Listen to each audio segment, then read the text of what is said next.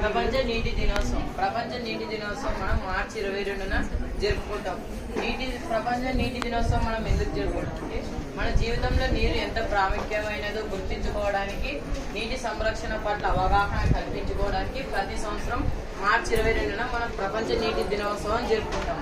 నీటి ప్రాముఖ్యత ఏమిటంటే, నీరు ప్రధానం అని పెద్దలు ఊరికే అనలేదు.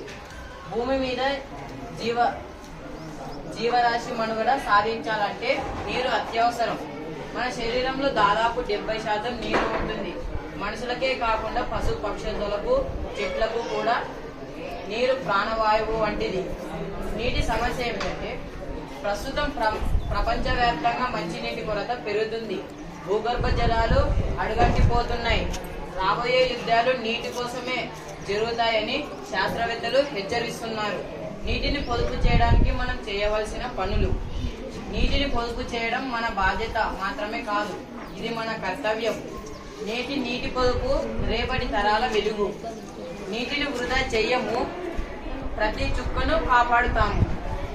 మన భూమిని పచ్చగా సురక్షితంగా ఉంచుతాము. Save water, save life. మనం వాటర్ని సేవ్ చేసినట్లయితే మన ప్రపంచం మొత్తం పచ్చగా ఉంటుంది మరియు పశువులకు, మనకు మంచినీరు లభిస్తుంది. అదే మనం చాలా నీటిని వృధా చేస్తుంటాం. అలా చేసినట్లయితే మన చెట్లు కూడా ఎండిపోవడం జరుగుతుంది, మనకు నీళ్లు దొరకవు. అందుకే భూమి మనకు మొత్తం ఎండిపోతుంది. అందుకే ప్రతి ఒక్కరూ వాటర్ని సేవ్ చేయాలని నా విజ్ఞప్తి.